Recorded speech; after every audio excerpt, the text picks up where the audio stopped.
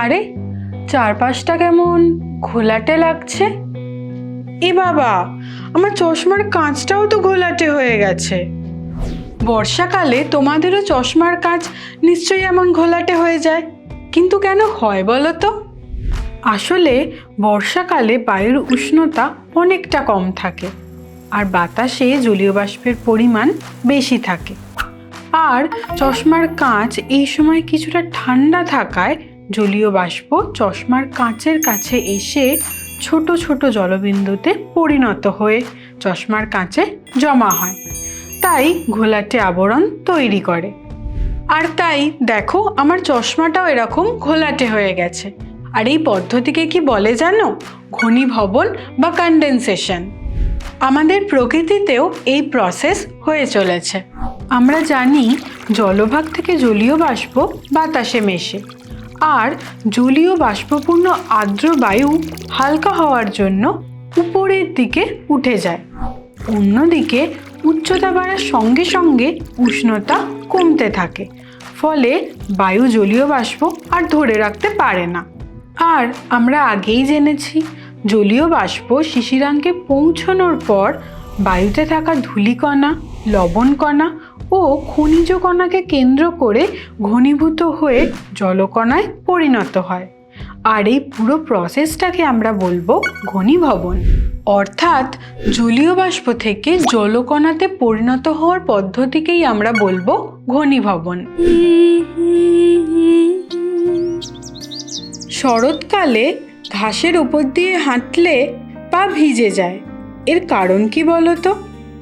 আসলে এই সময় আকাশ মেঘমুক্ত থাকে, তাই রাতের বেলা ভূপৃষ্ঠ তাপ বিকিরণ করে ঠান্ডা হয়ে যায়, যার জন্য ভূপৃষ্ঠের কাছাকাছি থাকা জলীয় বাষ্প ভূপৃষ্ঠের সংস্পর্শে এসে ঘনীভূত হয়ে ছোট ছোট জলকণার আকারে ঘাসের ওপর বা পাতার ওপর জমা হয়। একেই শিশির বলে। তবে দিনের বেলা উষ্ণতা বাড়লে শিশির বাষ্পীভূত হয়ে যায়, আর শীতপ্রধান দেশে ভূপৃষ্ঠের কাছাকাছি বায়ুর উষ্ণতা 0 ডিগ্রি সেন্টিগ্রেডের নিচে নেমে যায়, ফলে বায়ুতে থাকা জলীয় বাষ্প বরফ কণায় পরিণত হয়ে গাছের উপর জমা হয়। একে বলে তুহিন। আর জানো, জলীয় বাষ্প থেকে ডিরেক্ট বরফে পরিণত হওয়ার পদ্ধতিকে বলা হয় সাবলিমেশন। কি ঠান্ডা! এ কি, চারপাশটা এরকম আবছা লাগছে কেন? কেমন যেন ধোঁয়া ধোঁয়া। এটাকে কি বলে জানো? কুয়াশা বা ফগ। এবার ভাবছো তো, শীতের সকালে এই কুয়াশা কিভাবে সৃষ্টি হয়? আমরা জেনেছি শীতকালে আকাশ মেঘ মুক্ত থাকে, ফলে ভূপৃষ্ঠ তাপ বিকিরণ করে শীতল হয়ে যায়। তাই বায়ুর উষ্ণতা শিশিরাঙ্কে পৌঁছলে জলীয় বাষ্প ধূলিকণাকে ঘিরে ঘনীভূত হয়ে সূক্ষ্ম সূক্ষ্ম জলকণায় পরিণত হয় এবং ধোঁয়ার মতন চারিদিকে ভেসে বেড়ায়। আর আমার চারপাশের অবস্থা দেখেই বুঝতে পারছো, এই কুয়াশার জন্য অনেক দূর পর্যন্ত কিছুই দেখা যাচ্ছে না। তাই দেখবে শীতকালে এই কুয়াশার জন্যই রাস্তাঘাটে নানান দুর্ঘটনার সৃষ্টি হয়। আচ্ছা, পাহাড়ি অঞ্চলে গেলে তোমরা দেখবে জামা কাপড় কেমন ভিজে ভিজে যায়। এর কারণ কি বলো তো?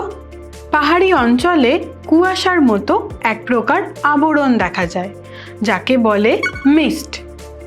আসলে পাহাড়ের ঢালের উষ্ণ বায়ু শীতল বায়ুর সংস্পর্শে এসে মিস্ট তৈরি করে।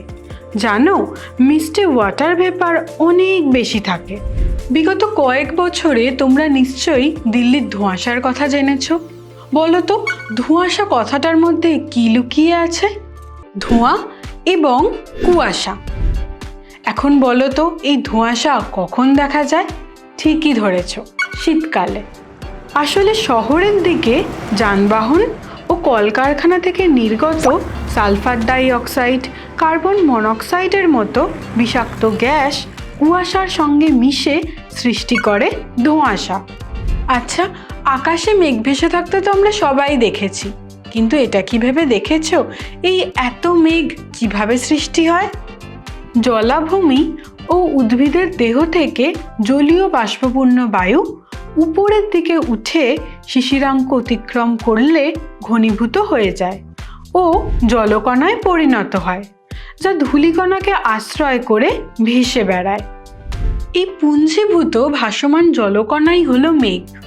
আর উচ্চতার পার্থক্যে আবার মেঘেরও শ্রেণীবিভাগ করা যায়, যা তোমরা আগেই জেনেছ।